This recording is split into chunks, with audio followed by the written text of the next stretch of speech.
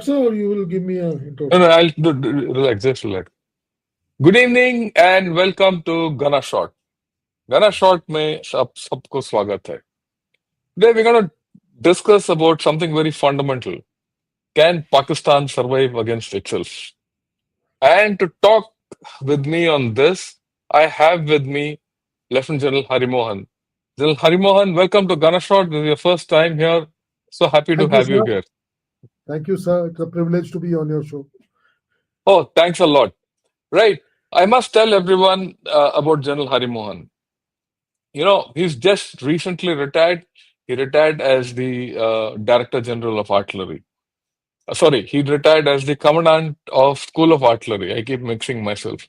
But then when he was with me in the Director General of Artillery, we did a lot of things, a lot of contribution he did for modernization of the gunners.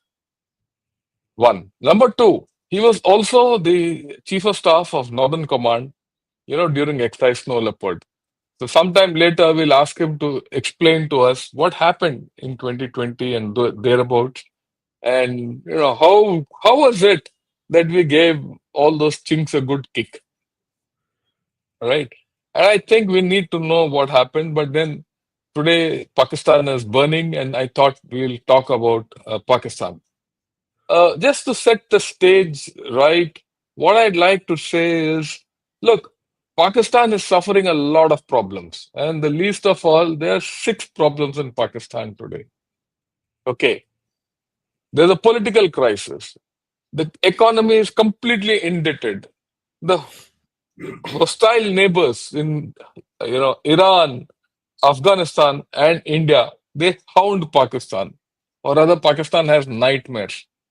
Pakistan is about to run dry, no water. Almost there's no water in Pakistan, hardly. It's as if the summer has already set in and it's only beginning of April, right? Khyber Pakhtunkhwa and Balochistan are in a mess. We know that.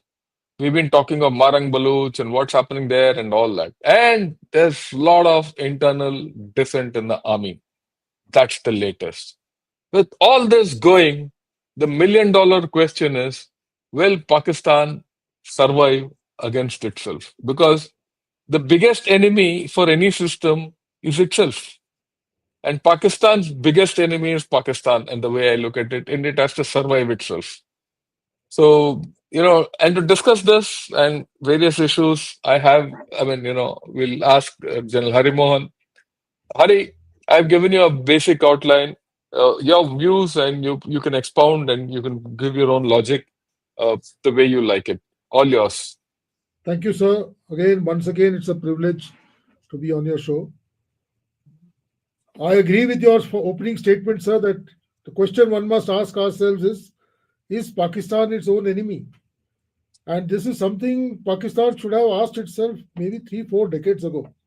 Because it is not that something has happened just a couple of years ago that Pakistan has reached this situation today. So when I look at Pakistan, I go back to 1947 to say what was Pakistan and why did Pakistan happen. I look at Pakistan in a different manner, as many people may be putting it across. When the partition was happening, in my mind, the final solution which came about was splitting Punjab into two, West Punjab going to Pakistan and East staying with us, and Bengal into two, that's East Bengal going to Pakistan and the rest staying with us. The rest of whatever is Pakistan is incidental. Whatever they managed to nab in Kashmir in the 1948 stays as whatever they call as Pakistan occupied Kashmir or Azad Kashmir. And the rest of the states, that is the Balochistan, the Khyber Pakhtunkhwa, or the northern areas with Gilgit-Baltistan, they are incidentally there with Pakistan. I generally look at Pakistan by drawing a analogy by looking at the river Indus as it enters Pakistan from the north. If you see, the Indus River goes right across Pakistan from north to south, with around one-third of the land mass east of Indus and two-thirds of the land mass west of Indus. If I was to add the Satluj entering from east to west, and put a kind of a quadrant situation where Satluj joins Indus, and you look at Pakistan in a manner of four quadrants, what you see in the first quadrant is the ones who have everything in Pakistan, the Punjab and the POK, which over a period of time has been demographically altered by putting Punjabis there. So it is an extension of Punjab as I see it. You look at the kind of developed areas there, you have Lahore, you have Rawalpindi, you have Islamabad, you have Multan, you have Sialkot. All the major towns and centers are all centered around this first quadrant. And the people over here are those who are basically oligarchs of Pakistan. The second quadrant which I look at is the area of Sindh, which is south of the river Satluj, extends onto the sea with Indus running on to its west. If that area can be seen, it possibly is the second most developed area in Pakistan, with the cities of Karachi and Hyderabad as communication centers, with some amount of business happening there. What is the rest of Pakistan, whether it is the Baloch to the west of Indus, or the tribal areas to the north, that is the Khyber Pakhtunkhwa? These are areas which are incidental and they have never actually aligned with Pakistan. I go by the analogy of why Pakistan has survived so far, which somebody told me a long time back, the story of three A's: Allah, Army, and America. I'd like to flag these three things a little more. The basic concept of Pakistan is based on the creation of an Islamic state where Allah is almighty and it is all above everybody. The glue which holds Pakistan together even today is this only glue of Allah being common to all regions of Pakistan. Though they may be culturally totally at loggerheads with each other, I find that the glue of Allah keeps them together. And this has possibly been also the reason Pakistan has championed the cause of being the leader of Islamic world as such, tried to become the soothsayer of all Islamic world, tried to propagate its nuclear weapon as the Islamic bomb, tried to counter Israel and other agencies in the Middle East by saying that they are for Islam everywhere. So that is one possible glue which is holding things together. The second one, of course, is the army. The Pak army, as it was and as it stands today, happens to be the only army which has lost all the wars it has fought, but yet continues to be the darling of the masses. They sometimes baffle most enthusiasts to see as to how this army is able to, keep the faith of the masses with them. Even now, by and large, a very large populace of Pakistan have faith in the Fauj. And Fauj, by way they have structured themselves in the last 70 years, controls almost everything in Pakistan. So till the time there is Fauj in Pakistan, Pakistan is going to survive as a nation. That is my analogy. And the third one, of course, is America. America came into Pakistan's lap post the World War, when the Cold War era started. And Pakistan, thanks to its geostrategic location, being in the soft underbelly of the erstwhile USSR, happened to be the ideal state which America wanted to be, keeping as part of its own caboodle. And therefore, there were a large number of treaties. You all know CENTO treaties of the 50s, and thereafter the acts which came about during the Afghan crisis when the Americans came into Afghanistan. And of course, they got them the major non NATO ally status during the war on terror. And recently, they again gave them some big package in 2009 under the, I guess it was Kerry Lugar Pact. So Yeah. by and large, America has been the feeder for Pakistan as far as keeping its army above water, all its equipment, technology, and to a large extent, I will even say the way Pakistan Army sees itself, it sees itself as an extension of the American Army in the region. In fact, right from the way they wear their uniforms, they try to ape the Americans. When you look at these three facets which I have just illuminated, I feel over a period of time there is a strain as far as America is concerned. In my mind, the American interest in Pakistan went away when USSR broke up.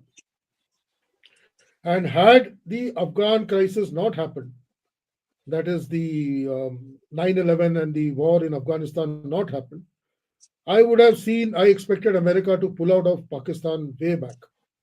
But unfortunately, the 9/11 happened, and Pakistan happened to be the only state the Americans could rely on to take their war into Afghanistan. And to that extent, possibly post the Cold War era, Americans continue to stay in Pakistan and continue to keep their army going by giving them equipment, giving them training, being there in Pakistan. That possibly lasted another 10 years, and now I feel once the Americans are moved out of Afghanistan, their interest in Pakistan by and large has started waning, and Pakistan also understands that. And that is why it has slowly started shifting its alliance towards China. The last 10 odd years, Pakistan has been more affiliated with China than the Americans.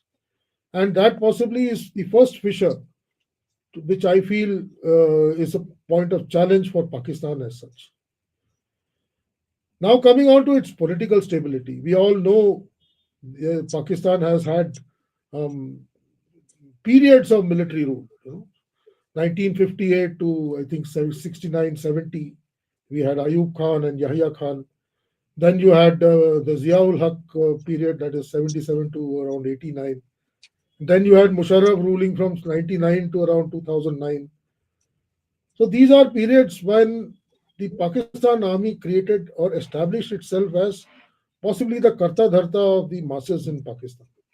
So when they compare with what happened during this period, as far as development of Pakistan goes, in terms of the amount of corruption and the leaks that happened during this period, and compare it with the so-called political parties of Pakistan, the masses possibly feel that the Fauj is their, the only people they can trust.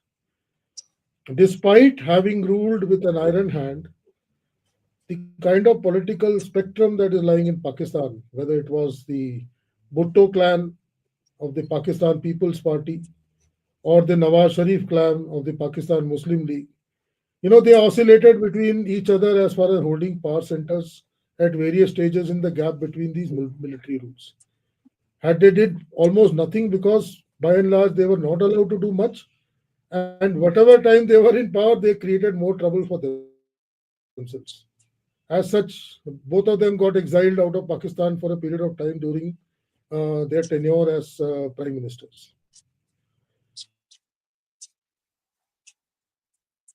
Yeah, I think we are losing him because of poor connectivity. Pakistan is, Yeah, I think we are back. yeah. Am I Go ahead. audible, sir?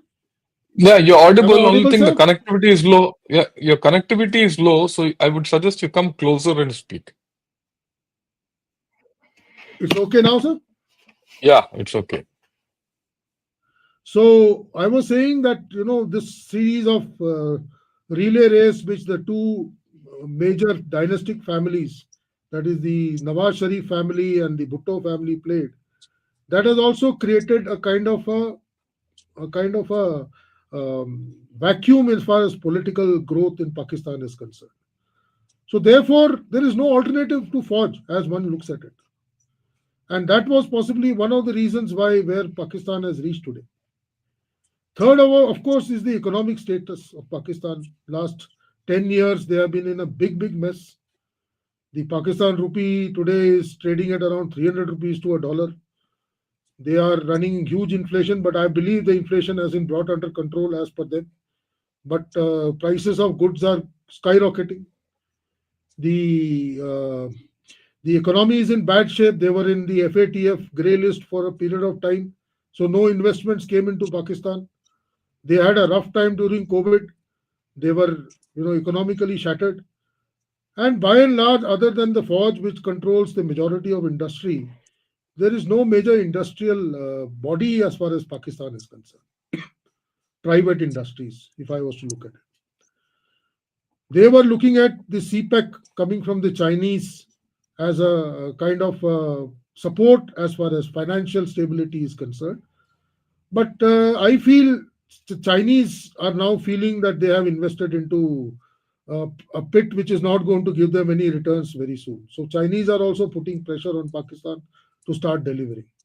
And the CPEC as it stands, I don't see it going much because of the unrest and the kind of troubles Pakistan is facing.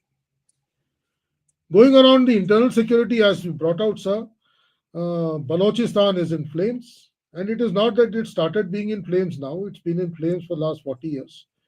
The BLA has been active and they have been always crushed with a very heavy hand by the Pakistan army. Over the years, Pakistan army has got involved in anti-terrorist activities in Balochistan in a very, very big way. And their commitments are now, breaking at the seam. So they are struggling to keep balance with their op commitments with the kind of internal security that they have to, take care of. At the same time, as Christine Fair appropriately puts it, you grow snakes on your backyard, they'll come and bite you one day.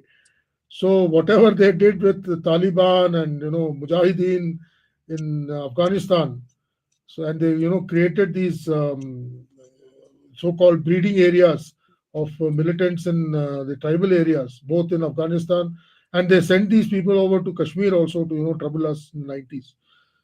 Now those people are now demanding their pounds of flesh, and I guess Khyber Pakhtunkhwa, or what was earlier called Northwest Frontier, is by and large now under the control of this radical extremists, and it also is has a huge amount of Pakistan army committed to take care of its internal security.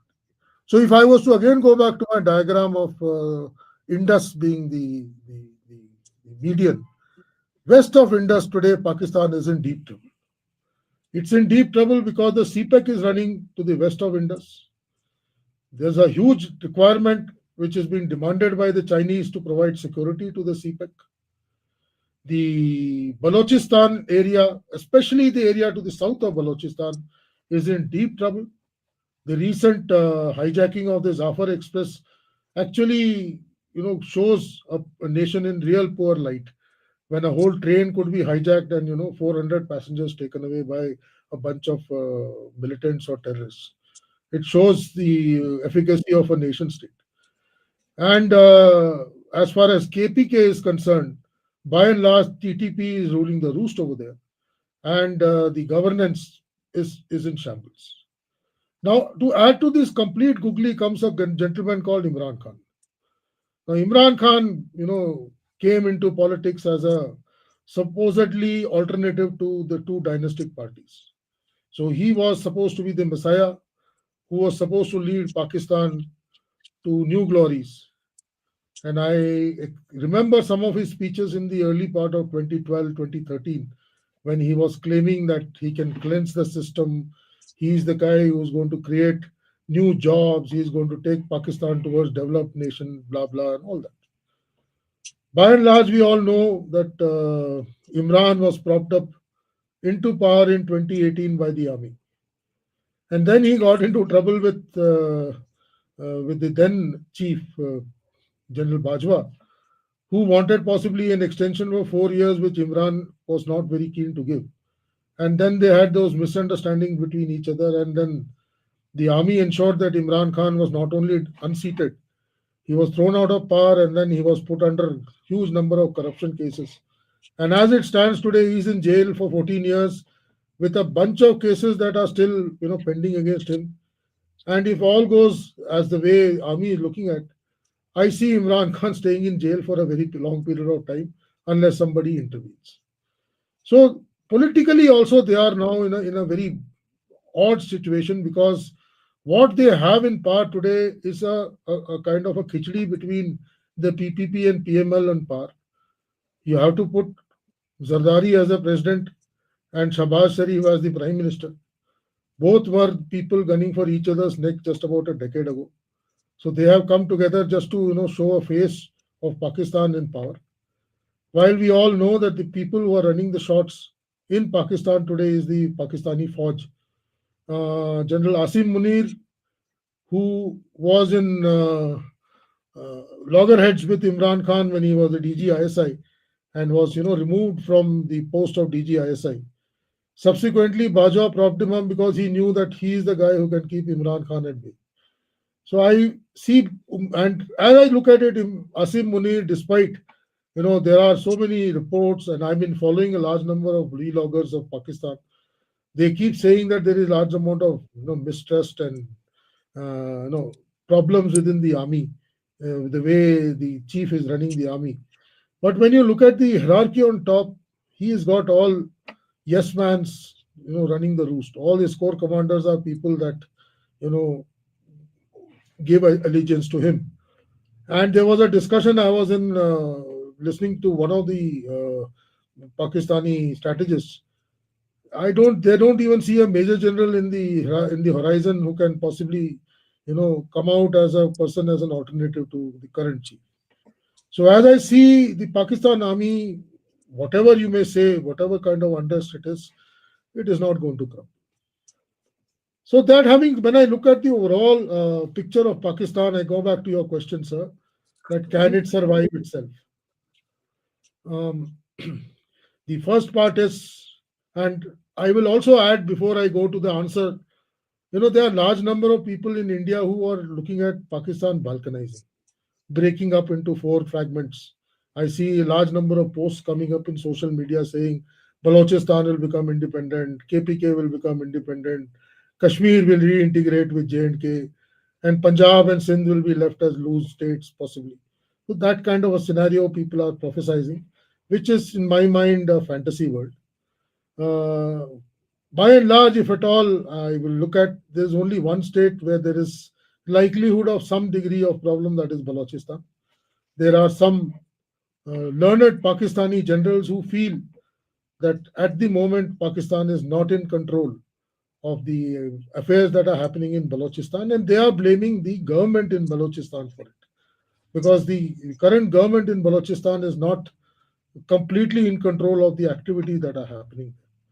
But for Balochistan to break as an independent state, as a buffer state between Iran and India, it is a little far fetched as I look at it, though I am looking at the strains which are on the extreme ends.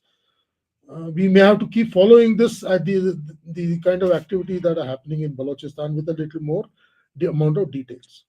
But that having said, I look at Pakistan army getting more and more employed in keeping these unrest controlled in Balochistan, which is actually good news for us as Indians, because more they kept no west of the Indus, the less they will come and trouble us on this side. As far as KPK is concerned, I don't see any difference in the kind of situation KPK is today as it was maybe, let's say, 10 years ago.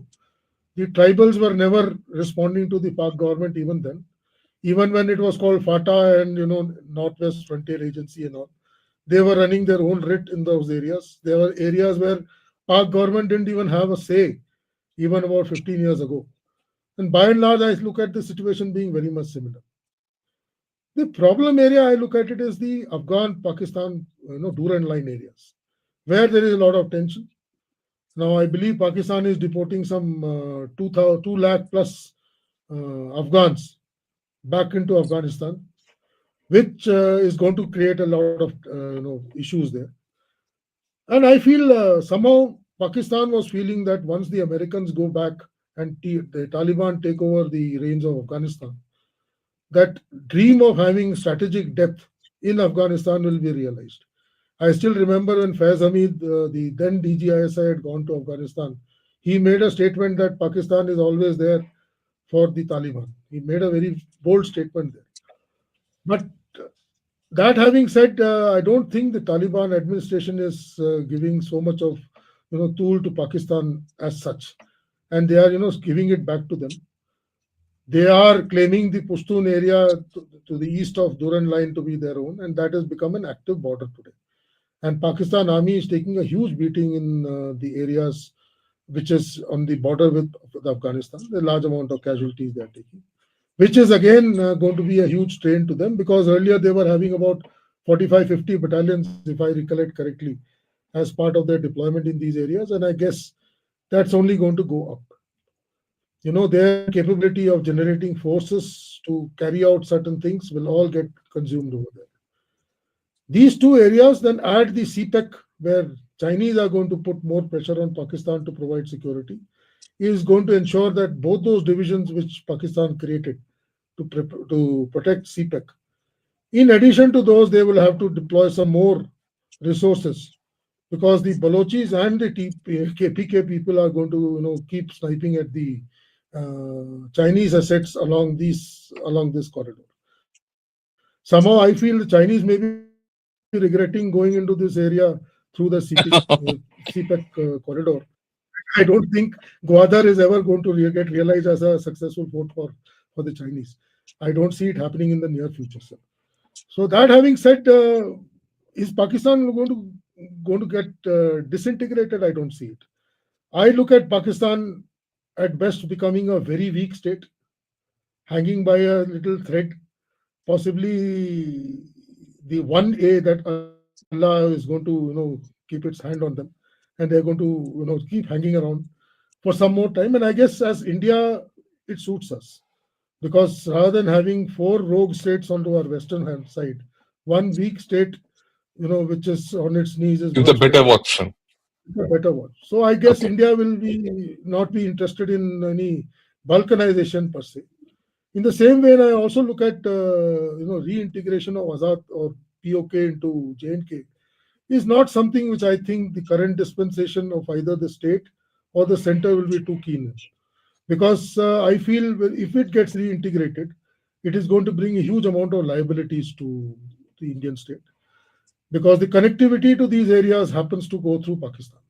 So there will be a huge effort to keep these states maintained, these regions maintained should they become part of India. That is one.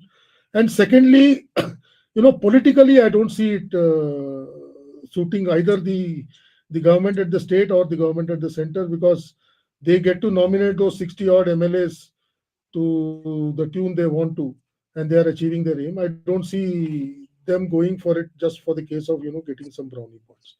So even the reintegration of POK to India, I don't see it happening. I have a Okay. feeling that possibly Pakistan is going to feel the pressure along the Afghan line because Afghanistan, by and large, is not going to take it lying down, and it's also going to feel a lot of pressure from China to keep its promises as far as CPEC goes. And above all, the amount of debt that Pakistan has put itself into, that is also going to hurt them real badly because I believe I was reading somewhere that 65% of their revenue is right now going into debt repayment, Debt, and yeah, 18% of debt repayment. 18% of revenue is going into keeping the defense forces going. So what is left is just about 17% of their revenue for all other activities, which is a very bad situation for any state. That having said, you look at the way things have progressed this year. The IMF have given them the bailout, so $7 billion is coming to them. I believe the first tranche has already come. The World Bank has given them projects over 10 years cycle for $20 billion. So money is coming from there. I believe after the FATF list has been removed, Saudi Arabia is investing in big time into Pakistan. And I also feel it is possibly the time when those capped oil wells which they have kept in the Cholistan desert possibly are likely to also get exploited now because they have to keep themselves alive. Possibly it will get exported to countries in the Middle East who will possibly draw this oil for their own requirements. Even the Chinese could be paid in kind from these oil wells which they have, oil and gas wells which they have in their area, which they have currently kept it capped. So that having said, Pakistan will somehow manage to stay afloat, if I was to use the word, much to the dislike of large number of people who are expecting, five fragmented five-piece Pakistan. I am a very close follower of the activity that is happening there, and I feel that it is still some way away before that kind of a situation happens. And last and not the least, they are after all a nuclear power, and the world will not want a fragmented state with nuclear weapons getting proliferated in the hands of people like the terrorists of KPK or the BLA, etc., etc. So there will be some kind of intervention at appropriate level to ensure that they don't break up and they stay afloat, whether it is in the form of giving them money, whether it is in the form of giving them resources, or whether in the form of giving them aid. Um, but as far as India is concerned, it is good news for us because right now a stronger Pakistan would have pulled us from two sides. So we possibly can now concentrate on taking care of the issues that are affecting our northern borders. We have enough time to readjust ourselves and possibly take care of Pakistan in due course of time. I Okay. guess I think that's what I have to say, sir. no, no, that's fine. I think you've given a very nice picture, and you come out with something new, right? And it's always good to have someone coming for the first time and come up with fresh thoughts. This is the West of Indus theory that the problems of Pakistan lie west of Indus, and these problems are intractable at this point of time. And Balochistan is not in their control. Neither is the FATA or the KP area. Right. Now, let me touch upon a few issues which you mentioned. There is a battle between Asim Munir, and Imran Khan going. Well, you given an opinion that Imran Khan will remain in jail for the rest of his life or wherever till further along. That's the way that's the understanding one gets that he's not never going to come out. But there is a danger of international opinion going against him and he coming out and then he coming back into politics. If he comes back into politics knowing the kind of person that Imran Khan is and knowing the kind of enmity he has with Asim Munir, right? One of them have to give. So far, you I, see, I, the very I reason why, agree. I mean, let me outline the question, the hypothesis correctly. See, the reason why Imran Khan is in jail is thanks to the enmity between Munir and him, and they couldn't come to accommodation as to how to share power in this country. Now, if he comes out due to international pressure, or so that he doesn't become a Nelson Mandela, and then something happens, and he does come out and he comes back into power, then how do you see Pakistan? Because then this whole problem of Pakistan will be centered around this new center of gravity of political crisis. Can you spend a few minutes on this and then I'll rake up something else from I, what you I, spoke? I actually skipped that part. I was following this last year very, very closely, especially the run up to the US election. And I was following the Republican Party's conventions and, wherever there were Pak expats in America in majority, and the way the Trump administration was going around talking about this part. And I was really expecting possibly a very strong message to come from the American establishment post his taking over as the president. In fact, there were expectations that there will be pressure put on Pak army to revive democracy by letting Imran Khan go. But somehow, sir, 4 months into the Nothing has administration, happened. what has happened. So I guess he's also not willing to jump into it as of now. That is one. Sir. Secondly, if you recollect, Imran Khan has written two letters to the Chief of Army Staff a couple of months back. And the heading of the letter starts with, the country is also ours and the forge is also ours. So I look at, kind of compromise formula being sought at both ends, which possibly is going to be something both of them will be happy with. And I was told that, yes, I think 3 days back or something, there was a delegation of PTI. Yeah, Um, yeah, we lost him.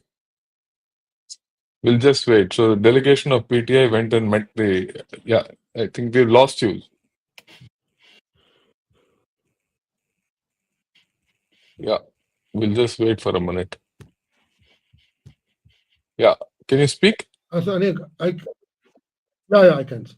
So Uh, I believe there was a delegation of PTI which went to US, and they were speaking to those expats who have the ears to Trump, and they went with a kind of a proposal that let Imran Khan ease out for some time and let him come back after maybe 3 or 4 years and come back to politics.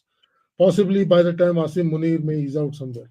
So there is a possibility that that kind of a solution may be in the offing, where both of them at the end up as victors. Something which happened with okay, Nawaz Sharif and Musharraf. So, okay. but I don't see So let's see where confrontation that goes. happening. So, So let's see where that goes. So you don't see confrontation happening. So you do. So this train will keep chugging along the way it is, keep getting hijacked all around the countryside. The train called Pakistan. Okay. Now I'm waiting. I'm let's now waiting for a ship to get hijacked. That will possibly उनका be तो first. Ship रोज डूबता है यार. वो तो हर रोज लोग भागते हैं शिपों में, कहीं कहीं जाके डूब जाते हैं बेचारे. उनका तो हालत और भी खराब है. Okay, now Absolutely. let's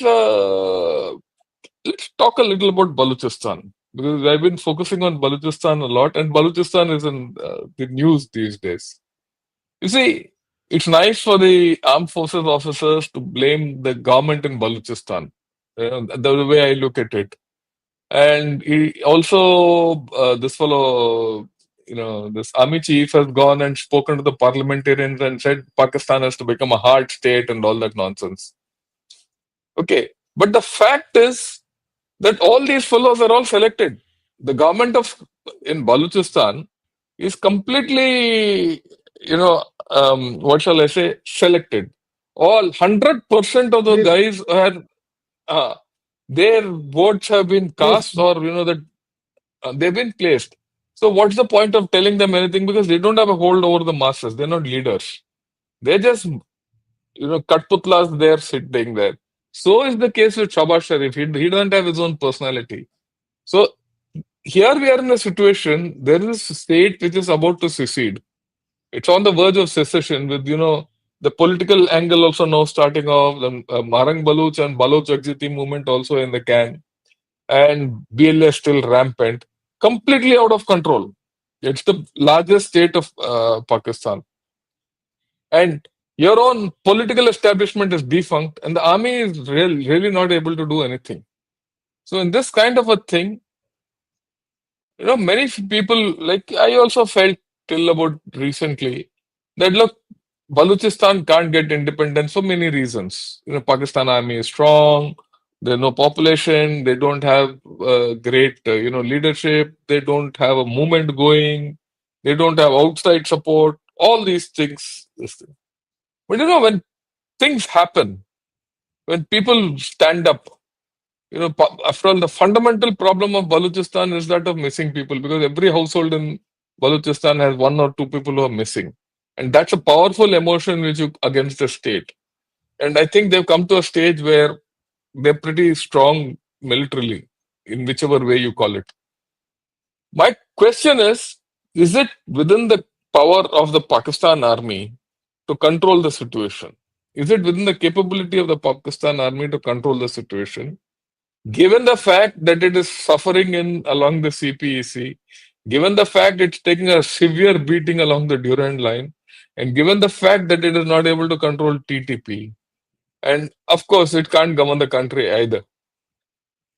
Can it hold on? That's the question.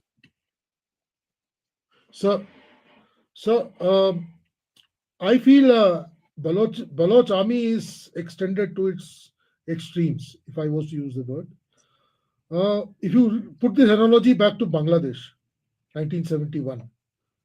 It needed an external power to come in play. Now, that external power can't be India in this case because we are not through. I don't see Iran rubbing its hand into it as it stands because they have their own differences with Baloch per se. I don't see third country coming into the game here.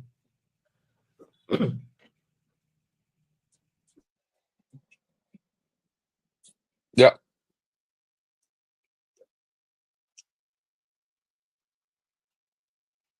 Yeah. Can you hear me? Your thing is cut. So like what General Harimohan was saying, he doesn't see a third country coming in. Right. So I don't let's see a just third wait. country coming in as of now. Okay. Again gone. So I feel, can you hear me, sir? Yeah, yeah, we can hear you. Go ahead. So you need an external power to give it that impetus. Where is it going to come from? Which country is going to rub its hand into it? Definitely not China. Definitely not Iran. Though India may, but I don't think India will. So that is why, in my mind, I find the situation is going to go from bad to worse. I'm agreeing with you on that count. It is going to be bleeding, bleeding, bleeding, and bleeding. Uh, I also heard that statement which the chief minister or what so-called whatever they call them of Balochistan made. He says आदमी तो missing होते रहते हैं वो कहीं ना कहीं से बाद में निकल के आ जाएंगे कुछ लोग डंकी बन के यूएस भी निकल गए होंगे उसमें से so they are being rubbed off in that kind of a scenario. I personally feel you need to have somebody to push this dog home. Okay. So I go with you that it's not going to be an easy thing that, can you hear me? Yeah. Yeah, can you hear me? Yeah, So can you hear me? yes, yes, I can hear you. So I don't see it So, happening in the near vicinity, sir. But it will go from bad to worse. That one can expect. okay, fine. So if Balochistan situation goes back to worse, TTP cannot be under control and Khyber Pakhtunkhwa also is not under control. And Durand Line is where it is, and the west of Indus will be in complete turmoil. Isn't this something like Syria which is happening here? Will it become like Syria with various parts of Balochistan, various parts of Pakistan being controlled by various rebel groups, and Pakistan army is happily sitting only in Rawalpindi and enjoying the thing. So And again, I go back to my Indus line. You see, if I was to put a line of Indus, the money is east of Indus, the prosperity is east of Indus. Yes, there are rare minerals and some kind of resources in Balochistan. If you can protect those areas of Balochistan and let it be a war zone, let people fight around there. The point remains how long can they fight? That is one. How long can people who are supporting them support? That's the second one. And the third issue is will the world allow a situation there wherein a country breaks up? That is the third point. no, I'm not talking about Because breakup. I'm not talking about breakup. I'm talking about a Syria or a Libya before breakup. What's happened in so, Syria? when I look at it, so when you look at it, east of Indus, it will be a possible a state of some nature, and west of it will be all chaos. West of Okay, Indus, it will be whether it's north or south, it's all chaos. okay. Now the But second yes, point it's which I like wanted to like okay, the second next point which I want to discuss is see Gwadar. Gwadar is definitely in the heart of Balochistan. Okay, and that's supposed to be the crown. I mean, a jewel in the crown of CPEC. Okay, and like you rightly said earlier, I don't see Gwadar coming about and becoming what it was meant to be ever, ever. Making this statement, it'll never be. But there's a lot of money sunk in. There's a lot of money sunk in CPC, right? And these two divisions of Pakistan which have been deployed there are not enough. And we've heard that, some element of Pakistan, not Pakistan, the Chinese private military force. or militia have come and parked themselves in some coal mines around Tarparkar and all that. Do you see this spreading to west of Indus? And if so, where do you think China is going to, where do you see China's role in all this?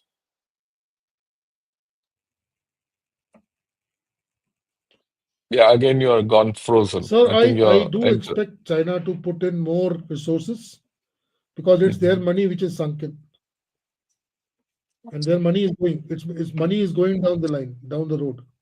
So I expect China to sink in some more resources. Whether they get it done through Pakistan or do it themselves, it's something we need to watch. Okay, so that But means I there's don't going to be see a China continued taking it presence. lying down because yes, 100%. Okay, yeah, Continued it's presence going to of continue Chinese like in this. Pakistan. Yeah, you likely said China can't take it lying down because it's a matter of prestige. If this goes down, a lot of things go out of the window for China in many other places. But the fact is that China will not even get it, make it, its interest also will not be served whatever it does. It's, in So fact, if you say is, I mean, let me give a wild guess. Is Pakistan in some way China's new Afghanistan, the way it was for Russia? sir, I'm not going that far, but I certainly see the dream of having the Silk Route is going to go crashing because CPEC was supposed to be the first step of that grand sea route of Silk Route happening. Okay. So, and in case the trans, that is the Mumbai, Saudi Arabia, Israel, Europe connectivity does happen. In case it does happen, I am skeptical about it because there are too many players involved in it. And till the time Americans really start taking interest, it's not going to happen. But in case Mhm. it happens, I do find this Gwadar going down the way Chabar went.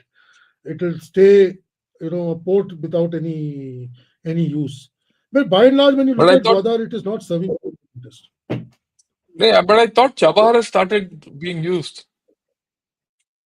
sir, it is not gone to the kind of potential which it was supposed to go, sir. Yeah, In fact, I agree with you. the so and in case this route opens up from Mumbai to the Europe through the IMEC. sea, come road, come air, whatever they are talking about, that possibly is win-win-win for everybody. So nobody is going to invest into Chabar or Gwadar where there's too much of security issues. Here you are going through clean area except for Haifa, which I'm sure the Americans are going to ensure that stays open. So I believe they're creating an alternative to the Suez also. So in that kind of a scenario, I feel possibly they will try and avoid using these facilities at all in all purpose. Yeah, But China for will us, definitely try to keep it going.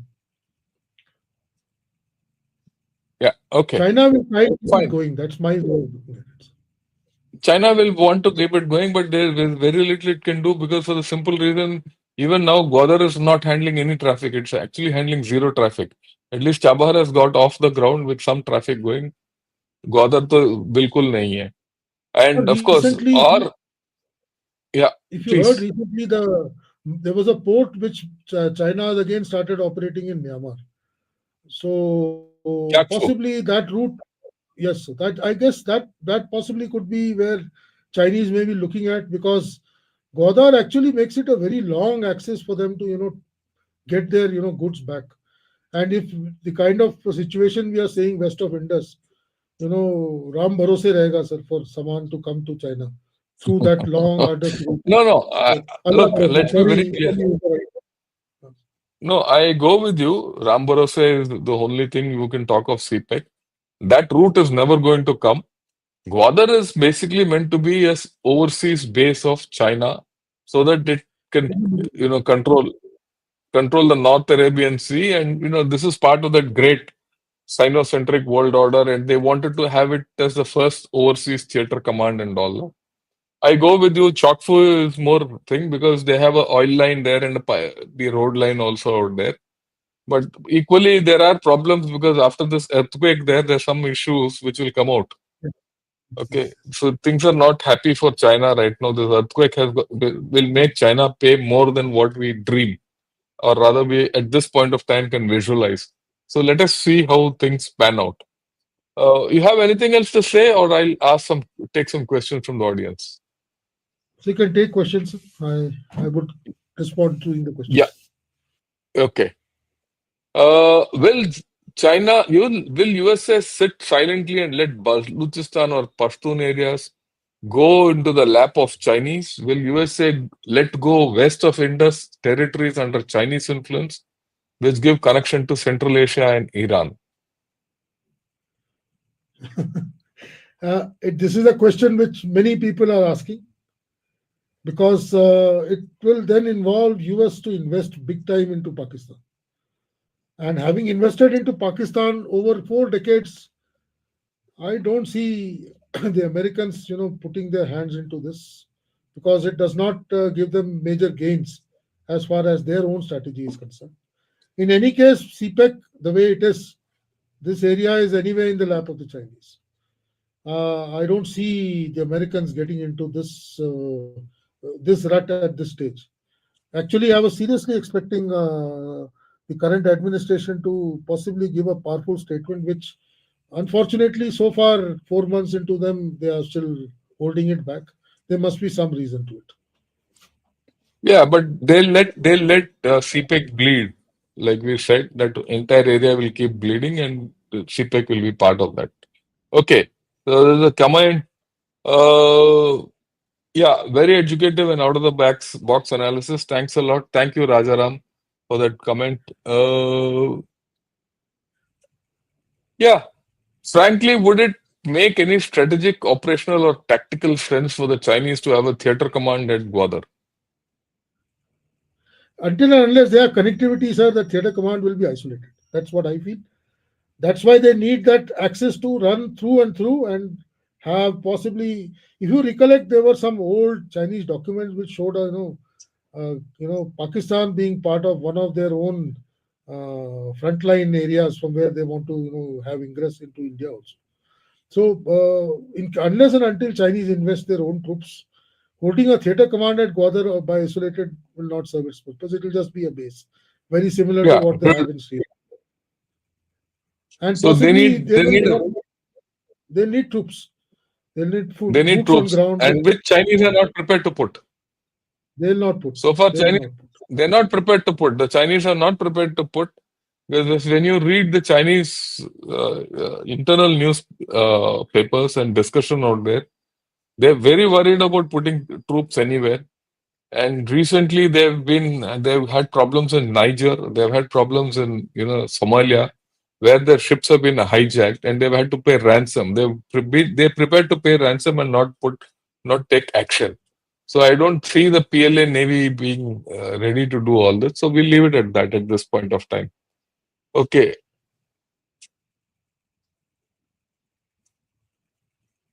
right. Let me. Okay, will China still dump weapon platforms like submarines and aircraft in Pakistan? At the cost of keeping CPEC going, yes.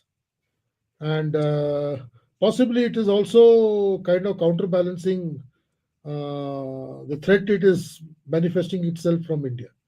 So, to counterbalance, I do feel that it will possibly harm Pakistan because a stronger Pakistan benefits China because it diverts India's attention towards both West and North. So, therefore, harming Pakistan, definitely China will continue doing so. Okay. Is it possible that China colludes with Baloch to have their assets in BRI intact? Again, it goes back to the same question. Will China put boots on ground in Balochistan with area in between that it doesn't have connectivity, totally dependent on sea route, so far away from home because it will take them I don't know how many days to put troops there. So it is a very very very difficult question, but they will ensure that Pakistan pleads till the time it keeps its BRA intact because they'll make them raise 2 more divisions if needed to keep it intact. But I don't see them putting their own boots on ground. Okay. If not breakup, is General Iyer sir pointing to Syria, Libya, Sudan, Somalia like Muslim nation to exist in Pakistan in future? But at population of 240 million, can Pak be a Somalia, Syria? I think it'll be worse than that. My own view, but hurry yours. It is- I agree, sir. I feel it is much more fundamentalistic than Syria or Sudan as it stands today. Large amount of population has got radicalized over a period of last 2 to 3 decades, and but for certain highly populated areas, Pakistan as such is a radicalized mess. And should the situation be what it is, there is going to be a civil war which is going to keep happening inside Pakistan. And who knows, Syria may be a better place than what Pakistan could be 10 years later. At this point of time. Yeah, it's almost in a civil war kind of a situation. It's just probably one step short of a civil war with Balochistan and one step short of a civil war with PTP and Khyber Pakhtunkhwa. So, and this will continue. Although the way I look at it, this is going to be a low-level civil war, always simmering. It's more than an insurgency, more than a terrorism, but less than a civil war. It'll be in that state of suspended animation. It will continue and continue and continue So we may with we the may term Chinese. we may term we may term a new terminology as a low intensity civil conflict, Yeah, LICC or something. whatever it is. Yeah, yeah, that's a very interesting proposition, and I think that's a new thing. So we are looking at. Okay, let me ask you this question. Okay, how do you think this low level of civil war panning out in Pakistan in future? So when you have haves and have-nots in any nation, separated, you have all the eggs put in one basket. When you look at Punjab today, it is flourishing. When you look at Pakistan at the whole, it is in tatters. But Punjab is not in a bad shape at all. So over a period of time, the populace of the rest of Pakistan is going to realize what kind of a situation they have landed themselves in. So there is going to be a lot of agitation inside people. So there is going to be, and I think that is where the Fauj is going to find it difficult to keep everybody at bay, because ultimately the Pakistan Fauj is Punjab centric. Sir. We all know it. They are after all lineage of a set of jamindars which are there from British times. So they will find it difficult to keep it controlled. And I do find slowly this civil war coming, especially in the southern regions of Punjab, which possibly is not so well off compared to, let's say, the region of Lahore and Islamabad and Rawalpindi. So there is going to be problem all around, and I guess it benefits us as a nation. We should wait and watch and see it happening on the other side. So yeah, I think that's right, okay way of putting it. That look, Pakistan will exist in a state of permanent low level of civil war, something akin to what's happening in probably Libya or Syria or somewhere around that. But we'll have to see how this evolves. That's fair. Okay. So thanks to Harshdeep Javanda, who's become a member, and also Vishwanathan Srinivasan, who's joined us as a member. I'd request all of you who are watching Gunner Shot for the first time, do subscribe to Gunner Shot, where we're going to have interesting discussions. Today, look, we've had a very interesting discussion with General Harimohan Iyer, where he's come up with some new thoughts. And at the end of the day, the new thought we are taking away from here is the fact that we are looking at a Pakistan which is going to exist in a low level of a civil war on a permanent nature and with the Chinese embroiled in it. How we react to this new situation is something which is challenging for us. Rather than wishing that, look, Pakistan breaks up and that India has to deal with 5, 6 rogue states, or it's like some people talk that Pakistan should be a strong state. The reality is Pakistan will remain weak. There will be this low level of a civil war continuing in Pakistan, and we should learn how to deal with this kind of a situation in future. And that is where our focus is. To a large extent, it is in our interest that Pakistan continues this way, because in my personal opinion, this is the least cost option for India. Your final comments, and then we'll close the show. Absolutely, sir. In the kind of situation that we are in today, our focus getting shifted towards the north, we need to ensure that Pakistan is taken care of it by itself. So we don't invest our resources towards Pakistan. We put up a strong face towards China and stand our foot as we have done in the last 4 to 5 years. And to be able to do that at a regular basis, we need to have, kind of no attention towards the western border, or let's say with minimalistic attention towards the western border. As I look at it, sir, I don't think Pakistan has any combative capability to even undertake tactical level operations along our western borders today. And the situation is going to go from bad to worse as things go from here on. So by and large, it is win-win situation for India. We don't want to get into a war with China, but we want to keep enough kind of counterbalance to ensure that the thing is kept balanced in our northern borders, and Pakistan possibly will get sorted out on its own. So I see this as a win-win situation. But possibly for people like me who have been reading Pakistan, I may have to now start shifting my focus towards other areas because this will become possibly less interest of many people as the time goes by. Okay. Thanks a lot. Thanks a lot, Hari. Thanks a lot for just for information, everyone. He's joining us from Sikkim. He's in fact speaking to us from a place called Penangla, which is on the outskirts of Gangtok. And just think, barring a few times when the internet wavered, we still have internet in India in those far corners, and that is a testament to how India has progressed, right? So this is one of the good things which I have learned today. And thanks a lot, Hari, once again. Have a great time in Sikkim. And thanks a lot to everyone who's been on the show. Good evening and Jai Hind to all of you. Thank you, sir. Thank you.